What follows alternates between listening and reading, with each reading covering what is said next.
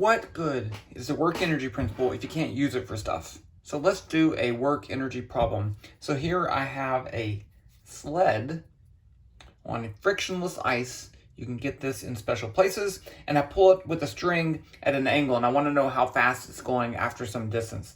So again, let's remind ourselves that work is a change in kinetic energy in this case, and work is defined as F delta R, I shouldn't even write this, cosine theta. Okay, so in this case, let's go ahead and start off with a force diagram for this, because actually, let me do this.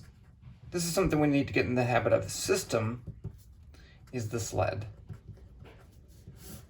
So this choice right here is very important because it tells us what forces are going to be in our work calculation.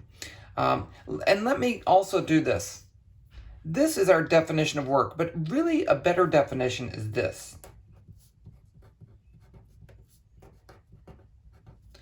So the problem is that work is a scalar value. Force and displacement are both vectors. So how do we get a scalar from two vectors? And this is what we call the dot product, also known as the scalar product. Because you can't multiply two vectors. Multiplication is for scalar values. But you can do this process called the dot product. So if I have two vectors, let's say F, let's write them like this, Fx, Fy, Fz. You might want to go back and look at our my stuff on vectors. And then I have delta R I'll just call this X, Y, Z instead of Rx, Ry, and Rz. Then the dot product between these two, F dot delta R, is going to be the X components multiplied together. So it's going to be Fx times X, that's a times. I should write it the other way. Plus the Y components multiplied by each other, Y, Fy, plus Z, Fz. If I write it backwards, that works a little bit better. Fx is a scalar value. That's the X component of F, and so is X. So if I multiply these two scalars, I can do that. And then I can add it to the other scalars. So that's how you do it. Now, this can be negative, and I'll show you a case of that in a second. Okay. That's it. Now, it also turns out that this is the dot product, super important in a lot of different things. It also turns out that this is the same thing. This is F dot delta R. If you take the magnitude of F and the magnitude of R and the cosine of the angle between them, you get the same thing. And in math, and in some cases, if you have two vectors, this is actually how you find the angle between two vectors. I can have any two vectors, I can take the dot product this way, I can find the magnitudes and use that to solve for the angle. Pretty cool. Okay, well, let's use that in this problem over here. So actually, this one, I need to assume also let's say this one starts from rest. V1 equals 0 meters per second. Okay, so new piece of paper here.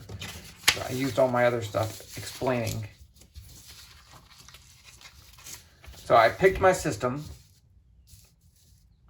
and I have, so that we can just go ahead and calculate work equals, I'm going to use the angular definition. So it's going to be F delta R cosine theta, and that's going to be equal to the change in kinetic energy. So that's K2 minus K1. And I want to find out how fast it's going. And of course, K is 1/2 mv squared in general. So now K1 is 0.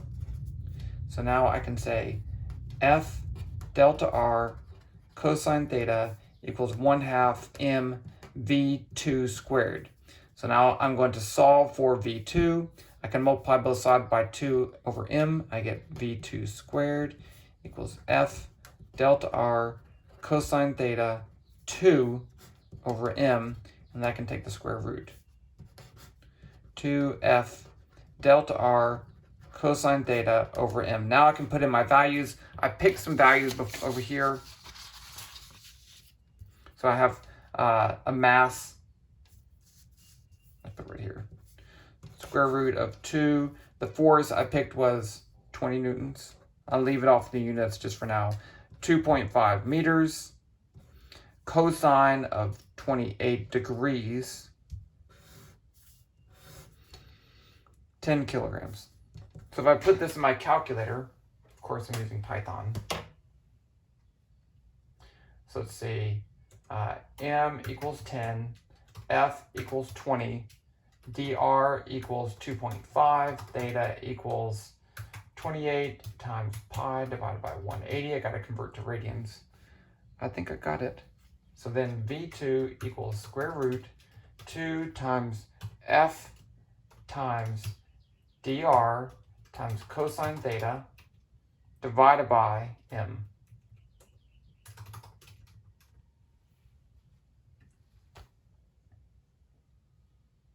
$2.97.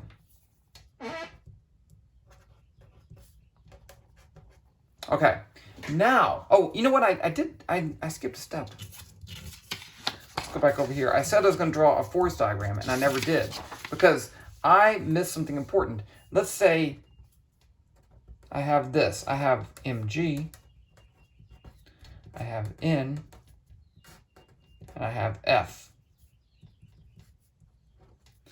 And I calculated the work done by F. I did not calculate the work done by N. I did not calculate the work done by the gravitational force because I did.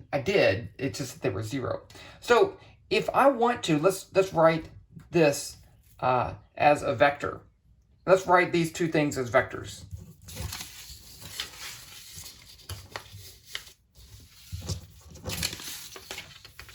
Sorry, my paper is getting a little messy here. You know, I'm very professional here. I'm a very professional YouTuber. So let's say mg, I'm going to write this as the vector 0, negative 9.8 times 10, 0. That is my gravitational force vector, right? It's in the this is the, I left off the units, but that's the mass, and that's the y component of the gravitational field. Delta r is 2.500. So if I do mg dot delta r, I need to calculate the work done by the gravitational force. I get 0 times 2.5 plus negative 9.8 times 10 times 0, because I have to multiply this times that, plus 0 times 0. 0. 0, 0, 0. Okay. Let's do it for this too. N dot delta R. I'm going to do this one the other way. The work done by the normal force, which I could find, but I don't really care. So this is going to be the magnitude of N times the magnitude of delta R times the cosine of theta 3. Right? This is the angle between N and delta R. So delta R is this way, N is that way. The angle between those, theta 3, 90 degrees, or pi over 2 radians. So if I take the cosine of 90 degrees, what do you get? 0. Doesn't matter what N is, doesn't matter what delta R is. The work done by this is 0. So the work is equal to 0 from gravity, plus 0 from the normal force, plus F delta R cosine theta for the other force. So that's why I left those off. Okay. Now let's do, let's say I want to stop this block. Okay. One more part of this problem. I'm going to stop the block. And I need another piece of paper.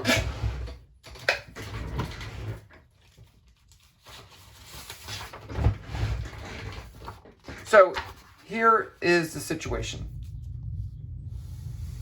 This is ice. I pull the block with some angle theta over a distance of 2.5 meters. At that point, it's moving v1. I calculated that as a velocity of 2.97. That's v2. v1 equals 0, 2.97. Now at that point, I want to pull with the same force, but I want to pull exactly backwards. And the question is, how much further does it go before it stops? So let's use the work energy principle to find that. So I'm going to still say my system is a sled. Work, change in kinetic energy. Let's call this V3 equals 0, right? Because it's going to stop. So the work is going to be the change in kinetic energy, which is going to be 0 minus 1/2 mv2 squared. And now the work is going to be the work done by the force plus the work done by gravity plus the work done by the normal force. So this one we already set as 0. Those are 0 because they're still perpendicular to the direction of motion. And let's call this delta R3. I'm going to try to find that. So now I need to find the, I'm trying to find that. I know the force, right? So, and I know the change in energy. So this is going to be F delta R cosine theta, this is R3, equals negative 1/2 mv2 squared. The change in kinetic energy is negative. Okay, I know this is 10. It's still the same force. I don't know that, but what about this? So here is delta R. There's the force. That's the angle. What's that angle? Theta 3 equals 180 degrees. And the cosine of 180 degrees equals negative 1. So that's negative 1. So I have F delta R3 negative equals negative 1/2 mv2 squared. That's good, right? Because I definitely want delta R3 to be a positive. I already said which way it moves. So delta R3 is going to be the negatives cancel. It's going to be mv2 squared over F 2F. So it's going to be 10 kilograms, 2.97 squared, 2 times 20. And if I put that in, now I'm going to do this the right way. I'm going to use my V2 from before. So I get dr3 equals m times V2 squared divided by 2 times F.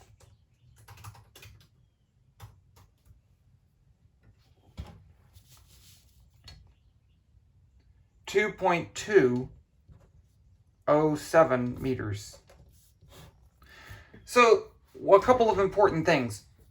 It takes less distance to stop because in this case, the first case, I was pulling at an angle, and so all that force wasn't in the direction of motion, so it didn't speed up as much as it's going to take a shorter distance to slow down because now I'm pulling in the opposite direction. So that is shorter, that is good.